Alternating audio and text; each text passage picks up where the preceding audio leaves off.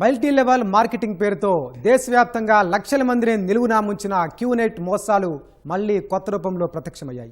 విలాసవంతమైన వస్తువుల వ్యాపారం పేరిట ప్రజలను ఉచ్చులోకి లాగుతున్న 5 సభ్యుల ముఠాను హైదరాబాద్ సిసిఎస్ పోలీసులు పక్కా ప్లాన్తో అరెస్టు చేశారు.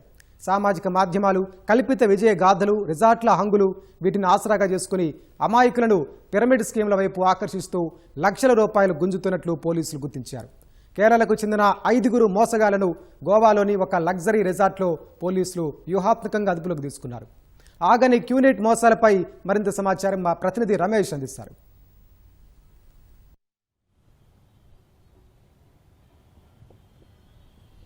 దేశవ్యాప్తంగా ఎంతోమంది అమాయకులను తమ ఊబిలోకి లాక్కొని మల్టీ లెవెల్ మార్కెటింగ్ పేరుతో కూడా లక్షలాది మందికి సంబంధించి బాధితులను వచ్చి కోట్ల రూపాయలని కాజేసిన క్యూనెట్ మరికొత్త రూపం దాల్చుతూ మరికొత్త పేరుతో కూడా క్యూనెట్కి సంబంధించి మోసాలకు పాల్పడుతున్నట్లయితే హైదరాబాద్ పోలీసులు గుర్తించడం జరిగింది. తాజాగా ఒక బాధితుడు ఇచ్చిన ఫిర్యాదు మేరకైతే 5 నిందితులకు సంబంధించి కూడా గోవాలో ఒక విలాసవంతమైన రిసార్ట్కి సంబంధించి కూడా వీరు సమావేశం ఏర్పాటు చేసుకోవడం జరిగింది. అక్కడ బాధితులకు సంబంధించి కూడా పెద్ద ఎత్తున బాధితులను అక్కడికి రప్పించి వారికి సంబంధించిన క్యూనెట్ దాదాపు 25 సంవత్సరాలు అవుతుంది. 25 సంవత్సరాలకు సంబంధించి కూడా వార్షిక వేడుకలను కూడా ఘనంగా నిర్వహిస్తున్నామని చెప్పి కూడా బాధితులను నమ్మించడం జరిగింది. తక్కువ పెట్టుబడి పెట్టండి, ఎక్కువ లాభం పొందండి అంటూ కూడా అక్కడ వచ్చిన బాధితులకు సంబంధించి కూడా వీళ్ళు 5 ముఠాలకు సంబంధించి కూడా కేరళకు సంబంధించిన ఈ 5 నిందితులు వారికి సంబంధించి కూడా సక్సెస్ స్టోరీలతో పాటు వారికి సంబంధించి పెద్ద ఎత్తున లాభాలు వచ్చాయని చెప్పి కూడా కొన్ని కల్పిత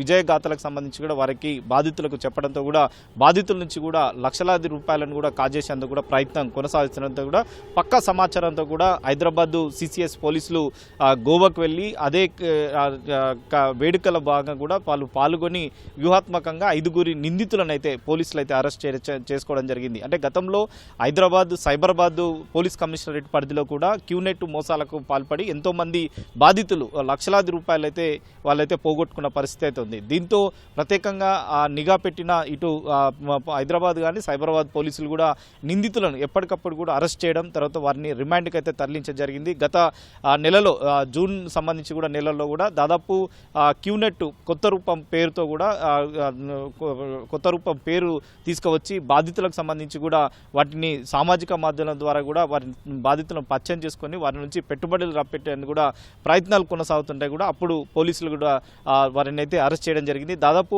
అప్పటి నుంచి కూడా దాదాపు ఒక టార్గెట్గా పెట్టుకొని దాదాపు 5,000 కోట్ల రూపాయలకు సంబంధించి కూడా ఈ పెట్టుబడుల లక్ష్యంగా కూడా బాధితుల నుంచి కూడా కాజేసేందుకు అయితే క్యూనెట్ నిందితులు ఒక పక్క ప్రణాళికను కూడా రచించుకున్నట్లయితే ఇటు పోలీసుల దర్యాప్తులు అయితే వెలుగులోకి రావడం జరిగింది. దీంతో హైదరాబాద్ పోలీసులు క్యూనెట్ సంస్థల పైన కానీ క్యూనెట్ ఎక్కడ కొత్త పేరుతో కూడా రూపాంతరం దాల్స్తుందో అదేవిధంగా కూడా పోలీసులు కూడా ప్రత్యేకంగా నిఘా పెట్టి వారి నిందితులను అయితే పట్టుకునేందుకు కూడా ప్రయత్నాలు కొనసాగుతున్నాయి. ఇప్పటికే క్యూనెట్కి సంబంధించి కూడా గతంలో అరెస్ట్ చేసినప్పటికీ తాజాగా మరొక 5 సభ్యులు ఎవరైతే కేరళకు సంబంధించిన 5 ఉన్నారో వారిని అందరినీ కూడా హైదరాబాద్ పోలీసులు గోవాలో అరెస్ట్ చేయడం జరిగింది. అక్కడ కోర్టులో హాజరుపరిచి పీటీ వారెంట్ కింద కూడా హైదరాబాద్కు తరలించడం జరిగింది. అయితే ఇప్పటికే బాధితులకు సంబంధించి కేవలం హైదరాబాద్ సంబంధించిన ఒక బాధితుడు ఇన్స్టాగ్రామ్ ద్వారా కూడా పరిచయం ఏర్పడి తర్వాత తను హైదరాబాద్లో బెంగళూరులో ఒక జిమ్ సెంటర్ని ఏర్పాటు చేయాలి, దానికి సంబంధించి కూడా కొంతవరకు అమౌంట్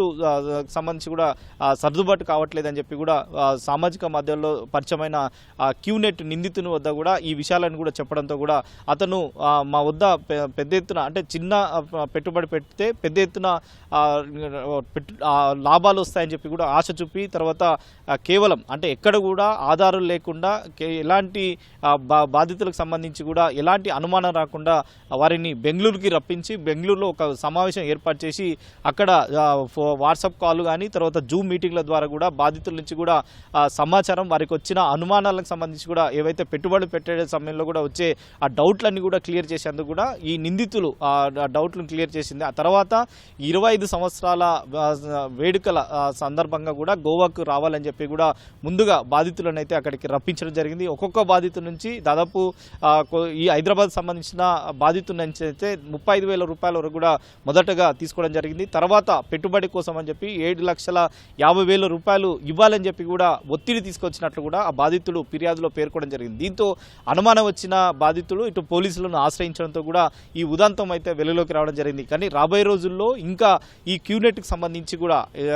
కొత్త పేర్లతో కూడా రూపాంతరం చెల్లి బాధితులకు సంబంధించి కూడా వారి నుంచి లక్షలాది రూపాయలను కూడాతో పాటు ఇట్లా కోట్లాది రూపాయలను కూడా కాజేసేందుకు కూడా దేశవ్యాప్తంగా కూడా ఈ నిందితులు మరొకసారి ప్లాన్ చేసే అవకాశాలు ఉంది. కాబట్టి ప్రజలు కూడా అతి తక్కువ సమయంలో తక్కువ పెట్టుబడితో ఎక్కువ లాభాలు వస్తాయని చెప్పి ఆశ చూపి ఇలాంటి వాటికి సంబంధించి కూడా దూరంగా ఉండాలని చెప్పి కూడా పోలీసులు హెచ్చరికలు జారీ చేయడం జరిగింది. మల్టీలెవల్ మార్కెటింగ్ పేరుతో కూడా వివిధ రూపంలో కూడా పేర్లతో కూడా బాధితులు వారిని ఆకర్షించి విలాసవంతమైన జీవితాన్ని కానీ విలాసవంతమైన కార్లు తర్వాత పెట్టుబడులకు సంబంధించి కూడా సక్సెస్ స్టోరీలు చెప్పి బాధితులను కూడా మోసగించే అవకాశాలు ఉంటాయి. కాబట్టి అందరూ కూడా అప్రమత్తంగా ఉంటూ తర్వాత ఎవరు కూడా ఇలాంటి మోసాలకు పాల్పడకుండా జాగ్రత్త ఉండాలని చెప్పి కూడా హైదరాబాద్ పోలీసులు అయితే చూస్తున్నారు. రాబోయే రోజుల్లో ఇలాంటి వారు ఎవరన్నా ఖచ్చితంగా మీ సంబంధించి కూడా బాధితులకు ఎవరన్నా సంప్రదించినట్లయితే వెంటనే పోలీసులకు కూడా సమాచారం అని చెప్పి కూడా హైదరాబాద్ పోలీసులు అయితే సూచిస్తున్న పరిస్థితి అయితే ఉంది.